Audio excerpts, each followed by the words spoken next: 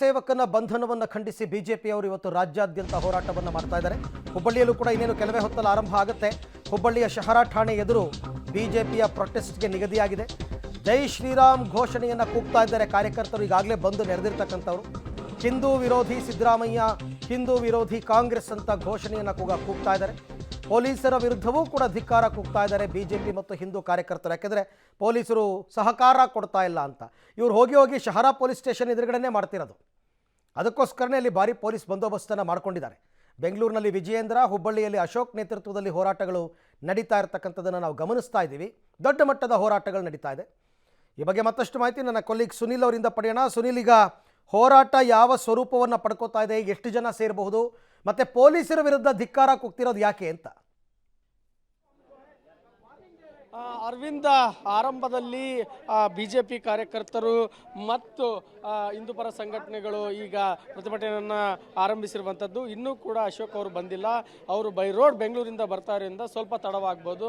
ಆದರೆ ಕಾರ್ಯಕರ್ತರು ಕೂಡ ಈಗಾಗಲೇ ಅಷ್ಟೇ ಒಂದು ಜೋಶಾಗಿ ಬಂದು ಪ್ರತಿಭಟನೆಯನ್ನು ಮಾಡ್ತಾ ಇದ್ದಾರೆ. ಅವರ ಪ್ರಮುಖ ಬೇಡಿಕೆ ಇರುವಂಥದ್ದು ಠಾಣೆಯ ಇನ್ಸ್ಪೆಕ್ಟರ್ ಮೇಲೆ. ಯಾಕಂದರೆ ಇನ್ಸ್ಪೆಕ್ಟರ್ ಅವರು ಒಂದು ದ್ವೇಷವನ್ನು ಮಾಡಿದ್ದಾರೆ.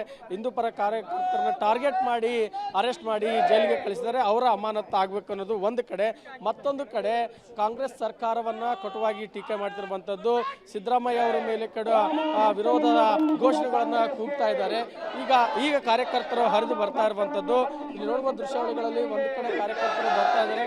ವೇದಿಕೆಯ ಮೇಲೆಯೂ ಕೂಡ ಮಹಿಳಾ ಕಾರ್ಯಕರ್ತರಿದ್ದಾರೆ, ಬಿಜೆಪಿ ಕಾರ್ಯಕರ್ತರಿದ್ದಾರೆ, ಹಿಂದೂಪರ ಸಂಘಟನೆಗಳಿದ್ದಾರೆ. ಇನ್ನೂ ಕೂಡ SSK ಸಮಾಜದ ಕಾರ್ಯಕರ್ತರು ಬರಬೇಕಾಗಿರುವಂಥದ್ದು. ಇಲ್ಲಿ ಜಿಲ್ಲಾಧ್ಯಕ್ಷರಿದ್ದಾರೆ, ಅವ್ರನ್ನ ಮಾತಾಡಿಸ್ತಾ ಹೋಗೋಣ.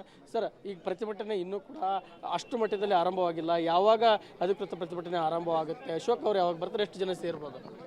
ಸರ್, ಇನ್ನೂ ಕೆಲವೇ ಕ್ಷಣಗಳಲ್ಲಿ ಅಶೋಕ್ ಅವರು ಹುಬ್ಬಳ್ಳಿಗೆ ಆಗಮಿಸ್ತವರಿದ್ದಾರೆ.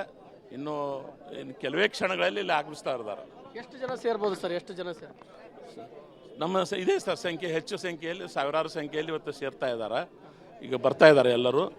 ಇನ್ನು ದೊಡ್ಡ ಬೃಹತ್ ಪ್ರತಿಭಟನೆ ಇಲ್ಲಿ ಆಗ್ತಾ ಇದೆ ಇವತ್ತು. ಸರ್, ಈಗಾಗಲೇ ಆರೋಪಿಯ ಬಂಧನ ಮಾಡಿ ನ್ಯಾಯಾಂಗ ಬಂಧನಕ್ಕೆ ಕಳಿಸಿದೆ. ನಿಮ್ಮ ಹೋರಾಟ ಯಾರ ವಿರುದ್ಧ? ಯಾಕೆ ಈಗ ಹೋರಾಟ ಬಿಜೆಪಿ?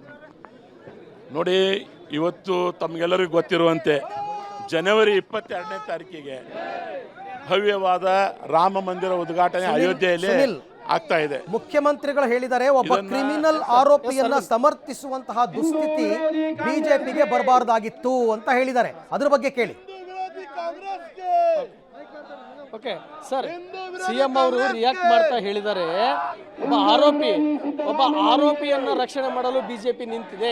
ಈ ಒಂದು ದುಸ್ಥಿತಿ ಬಿಜೆಪಿಗೆ ಬಂದಿದೆ ಅಂತ CM ಅವ್ರ ಹೇಳಿಕೆಗೆ ಏನು ಹೇಳ್ತಾರೆ? CM ಅವ್ರ ಈ ಹೇಳಿಕೆಗೆ ನಾವು ಖಂಡನೆ ವ್ಯಕ್ತಪಡಿಸ್ತೇವ್ರಿ.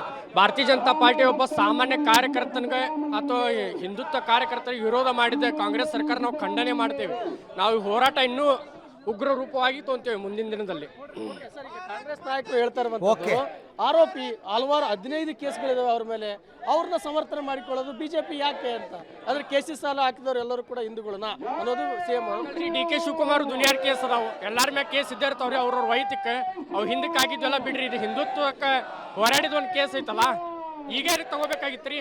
ಹಿಂದಕ್ಕೆಲ್ಲ ಏನು ಮಾಡಿದ್ರಿ ಇವರೆಲ್ಲ? 13 ವರ್ಷಲಿಂದ ಮಕ್ಕೊಂಡಿದ್ರನ್ರಿ ಸಿದ್ದರಾಮಯ್ಯನವರು, ಹೌದಿಲ್ರಿ? ಎಲ್ಲರೂ ಕೇಸ್ ಅದಾವಲ್ರಿ. DK ಶಿವಕುಮಾರ್ ಎಲ್ಲ. ಹೋರಾಟ ಎಲ್ಲಿ ತನಕ ಇರುತ್ತೆ? ಈಗ ಹೋರಾಟ ಇದೇ ಒಂದು ಶಾಂತಿ ಇರುತ್ತೋ? ಮುಂದೆ ಯಾವ ರೀತಿ ಅಣಿ ಆಗ್ತಾ ಇದೆ? ಇದು ಯಾವುದೇ ಕಾರಣಕ್ಕೂ ನಿಲ್ಲುವಂತ ಪ್ರಸಂಗನೇ ಬರಲ್ಲ. ಕಾರಣ ಅಂತಂದ್ರೆ ಇವತ್ತು ಜಾತ್ಯತೀತವಾಗಿ ಮಾಡುವಂತ ಕೆಲಸ. Yes Arvind. Okay, thank you Sunil. ತಮ್ಮ